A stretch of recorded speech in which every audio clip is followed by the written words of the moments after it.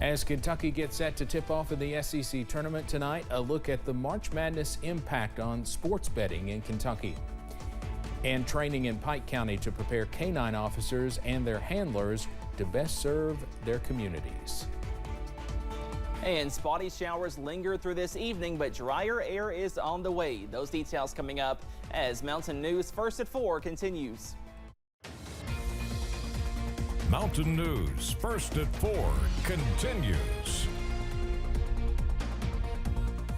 Kentucky's online sports betting went live this past September, meaning this is the first March Madness season with Kentuckians having the option to bet online. Jessica Umbro talked to those at the Red Mile in Lexington who are excited about this added layer to the tournament season.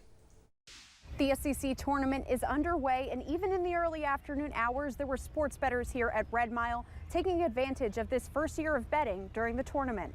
Well, Central Kentuckians, this is the time of year we live for. I mean, it's go time. At the Red Mile in Lexington, spirits are high as sports bettors place their bets on the SEC tournament for the first time. We haven't had this high of expectations, I think, locally for Kentucky in a long time, so I think that adds another element of excitement. So we're geared up. This place is going to be rocking a little later tonight. With games getting underway in the middle of the day, some made it out to watch the games long before the Wildcats take the court. I'm a Kentucky fan, so I've got 50 to win a little parlay of I'm giving the points and I'm doing the over. I think they can score. I like to be part of it. I won last weekend with them against Tennessee, so I'm not betting a lot, but hoping for a win. Even those who may not be Wildcat fans themselves say they couldn't help but put their money on the Big Blue. They better win my money back. That's what I betted on, and they better win the SEC. And I'm from Louisville. I'm a Louisville fan, so I can't bet on us. We suck. Now, whether you are choosing the Wildcats or you have another team in mind this year, sports bettors here tell me that just having the opportunity to bet on this year's tournament is a benefit to the Commonwealth of Kentucky. In Lexington, Jessica Umbro, WKYT. You gotta love that from a Louisville fan. We'll have more coverage of the Wildcats in the SEC tournament from Nashville tonight at 6. Now to Frankfort, lawmakers are debating a bill that would limit diversity, equity, and inclusion efforts. It's Senate Bill 6. It passed in a House committee last night and now awaits a vote on the House floor. DEI policies are meant to help people from different backgrounds work together. Those supporting Senate Bill 6 say DEI initiatives have needlessly cost Kentucky taxpayers millions of dollars. Frankfort police say a false alarm led to a large police presence at the administrative office of the courts building. Police say a caller received an alert on their phone about an active shooter. That person later received a second message saying to disregard the message, that it was an inadvertent test. Police say there was no threat to the public. The Supreme Court has laid down guidelines for when public officials are allowed to block people on social media. The issue rose to prominence with Donald Trump's use of Twitter during his presidency. WYMT's Washington News Bureau correspondent Brendan Cullerton shares what's next from the nation's capital. The Supreme Court says there are times when public officials can block members of the public on social media, but they can be sued for that action depending on the circumstances. The issue became divisive during the Trump presidency, but the Supreme Court ruled on two separate cases involving local officials. One, a school board member in California, the other, a city manager in Michigan.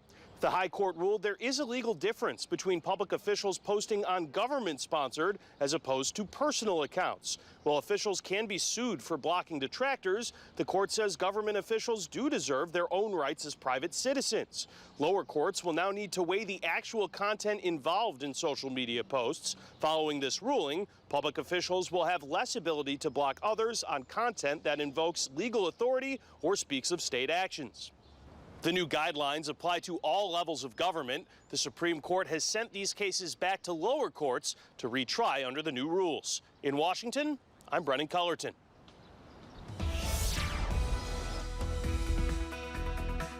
Well, wet weather continues across the mountains on this Friday afternoon. Let's take a live look at First Alert Pinpoint Doppler, and we are not tracking any severe weather, no thunderstorms, but you will see a few showers at times. Zooming into the Big Sandy Valley, a heavier downpour pushing into northern Pike County from Floyd County. Also a heavier downpour not too far away from the Kentucky and West Virginia border, moving into West Virginia. Some more light to moderate showers from Clay County moving into Leslie County, and same story for Perry County moving into Knott County at this hour.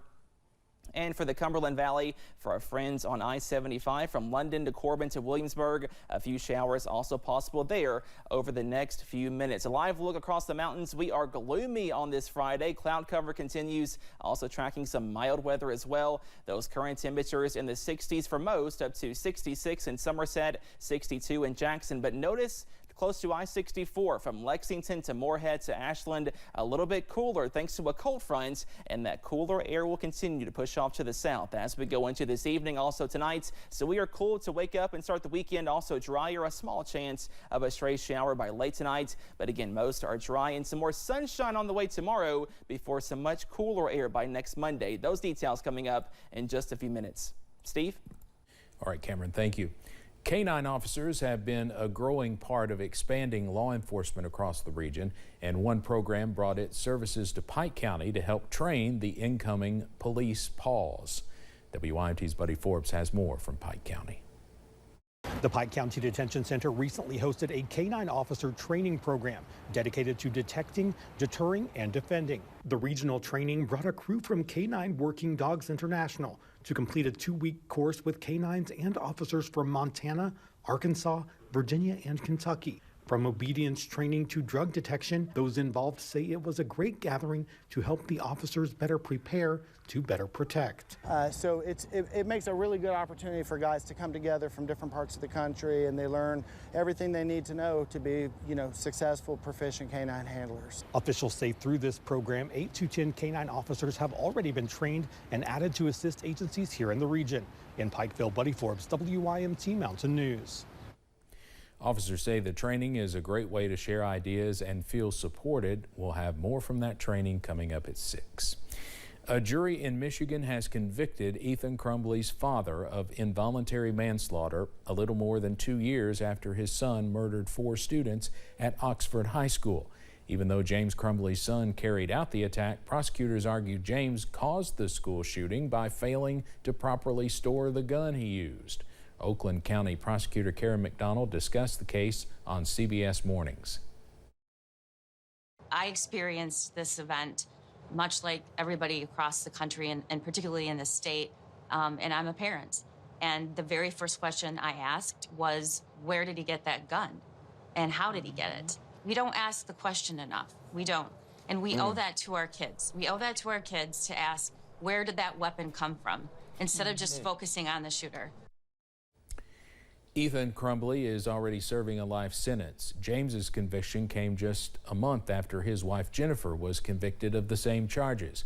Both of his parents are scheduled to be sentenced next month. Coming up on First at 4, you've probably heard that using plastic could be bad for your health. Now experts are taking a look at just how bad those chemicals could be.